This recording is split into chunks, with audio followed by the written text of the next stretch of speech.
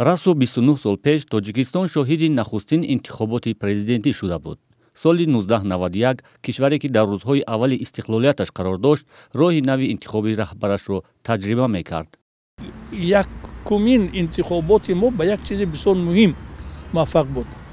садди пеш аз интихоботӣ надошт. мо ҳозир 5% дорем барои ба қайд гирифтани номзад. дар он вақт буд, лекин 10,000 овоз бас буд ки он одамро ба қайд гирифтанд. агар 10,000 овоз ҷамъ карда тавонад, онро ба қайд меёфтанд. ва манамин 9 кас 10 кас ин миқдори овозро ҷамъ карда тавонистанд ва онҳо номнавис шуданд. дар интихоботи президентӣ рақобати аслӣ миёни ду номзад Раҳмон Набиев, раиси шӯрои олии Тоҷикистон ва Давлат Худоназаров, коргардони маъруфи синамои тоҷик сурат гирифт. Раҳмон Набиев бо касби 56% пирӯз шуда буд. Масалан, ман тарафдори давлат будам. ҳарчанд ки зур задим 30 чанд фоиз овоз гирифтем. айн зиёд нашуд. ҷонибдорони он вақтаи Раҳмон Набиев мегӯянд, дар интихоботи президентӣ тақаллуб сурат нагирифта буд ва номзадашон дар як рақобати ҷиддӣ пирӯз шуда буд. ман намедонам тақаллубкорӣ дар интихобот то чӣ ҳад шуд. лекин ҳақиқат он аст ки мо баъди он ҳам ҳеҷ вақт ин хел интихоботи озод надоштем. мо бисёр кӯшиш мекунем, мо ҳама вақт кӯшиш мекунем, надоштем. зеро ҳар номзаде ки пешниҳод шуд, номзади ба ғайр аз 2 нафар, номзади ҳақиқие буд ки пешниҳод шуд. шоҳидони айнӣ маъракаи таблиғоти номзадҳо дар интихоботи президентиро хеле гарму пурҷӯш тавсиф мекунанд. номзадҳо ба мақоми президент дар он сол рӯбарӯ мулоқот ва баҳс мекарданд, ғайр аз Раҳмон Набиев. дар он барнома Давлат Худоназаров ширкат дошт, лекин мутаассифона Раҳмон Набиев бо асари беморӣ иштирок мекарданд, лекин барои ҳамон 12 нафар 13 нафар буд, хотирам нест. мези курсӣ монда будем, ҷошон холӣ буд.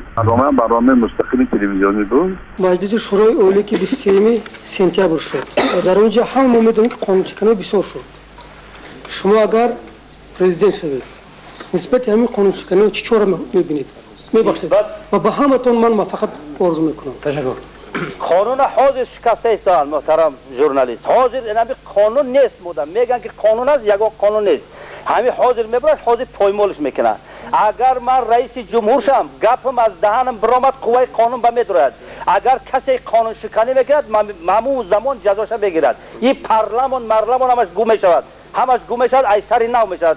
аммо ҷонибдорони Давлат Худоназаров ва худи ӯ низ ҳоло интихоботи президентии соли 1991-ро пур аз тақаллуб ва қонуншиканӣ медонанд.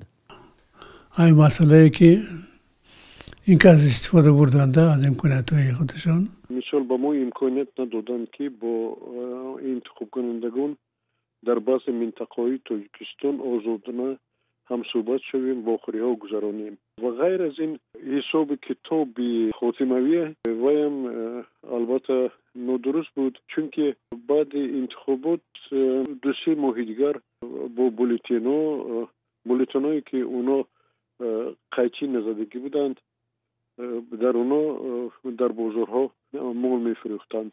барандаи интихоботи президентӣ Раҳмон Набиев ҳатто 1 сол ҳам дар мақоми президент кор накард. Раҳмон Набиев хатогишон дар чизи дигар буд. хатогишон дар ин буд ки кадрҳои дуруст интихоб карда натавонистанд ба ҳукумат ва кадрҳои интихоб кардаашон ба он кас хиёнат карданд, аксариятшон хиёнат карданд. баъд чизи хатогии дигари бисёр ҷиддиятшон он буд ки дивизияи Россияро нагирифтанд. ҳукумати Тоҷикистон армия надошт. шумо тасаввур мекунед ки соли 1992 дар замони ҳукмронии Раҳмон Набиев дар Тоҷикистон армияи ҳукуматӣ набуд, умуман армия набуд. соли 1992 дар Тоҷикистон ҷанги шаҳрвандӣ шурӯъ шуд.